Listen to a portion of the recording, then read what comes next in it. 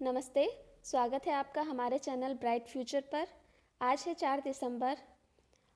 आज कक्षा 8 के लिए हिंदी विषय का होमवर्क आया है। इसमें कुल 5 प्रश्न हैं, जिसमें पहले प्रश्न में यमक अलंकार की परिभाषा बतानी है, दूसरे में वसंत का अर्थ बताना है, तीसरे में पुनरावृत्त शब्दों के लिए एक एक वाक्य लिखना है और चौथे में विशेषण की परिभाषा और उसके भेदों के नाम लिखने हैं। पांचवें में विशेष्य किसे कहते हैं इसके बारे में बताना है। पाठ का नाम है ध्वनि।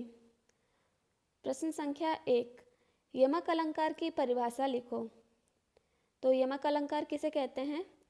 काव्य में जहाँ एक शब्द दो या दो से अधिक बार प्रयोग हो और प्रत्येक बार उसका अर्थ अलग अलग हो, यमक अलंकार कहलाता है। जैसे काली घटा का घमंड घटा। यहाँ काली घटा के आगे जो घटा है उसका अर्थ है बादल का घमंड घटा, तो उस घमंड के आगे जो घटा है उस घटा का अर्थ है कम होना। तो यहाँ दोनों घटाओं का अर्थ अलग अलग है, इसलिए इस वाक्य में यमक अलंकार है। दूसरा प्रश्न, वसंत शब्द का अर्थ बताइए। इसका उत्तर है वसंत शब्द का शब्दकोश व अर्थ। पहला, संज्ञा व पुल्लिंग शब्द। जो ये वसंत शब्द है ये संज्ञा है और पुल्लिंग शब्द है। 6 ऋतु में से एक ऋतु जो चैत्र वैशाख में आती है। तीसरा, वसंत देव के रूप में कामदेव की सहचर। चौथा, एक राग का नाम भी है वसंत। पांचवा, फूलों का गुच्छा और अतिसार, इनको भी वसंत कहा जाता है। वसंत के अन्य अर्थ जैसे मधु ऋतु, मधुमास, ऋतुओं की रानी, ऋतुराज और मधुलिका। अब हम देखते हैं तीसरा प्रश्न। निम्न पुनरावृत्त शब्दों से एक एक वाक्य बनाइए। तो हमारे पास यहाँ 2 शब्द हैं, सुबह सुबह और घड़ी घड़ी। पहले हम देखते हैं सुबह सुबह को। राम सुबह सुबह उठकर पढ़ाई करता है। दूसरा है घड़ी घड़ी, मुझे घड़ी घड़ी मेरे घर की याद सताती है। अगला है चौथा प्रश्न, विशेषण की परिभाषा लिखिए तथा विशेषण के कितने भेद होते हैं नाम लिखो।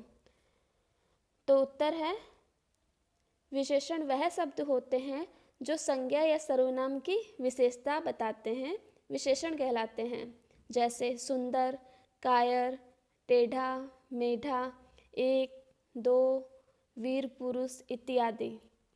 विशेषण के मूलतः 4 प्रकार होते हैं।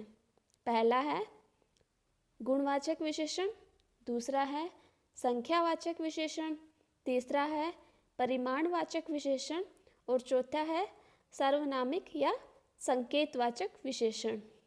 पांचवा प्रश्न है विशेष्य किसे कहते हैं। इसका उत्तर है विशेषण जिस शब्द की विशेषता बतलाता है उसे विशेष्य कहा जाता है। तो विशेषण बताता है संज्ञा और सर्वनाम की विशेषता। जैसे लाल गाय, तो यहाँ पर गाय की विशेषता बताई जा रही है कि वे लाल है, तो लाल तो यहाँ हो गया विशेषण और गाय यहाँ पर हो गई विशेष्य। हमने 5 प्रश्नों को हल कर लिया है, बॉक्स में ज़रूर दें।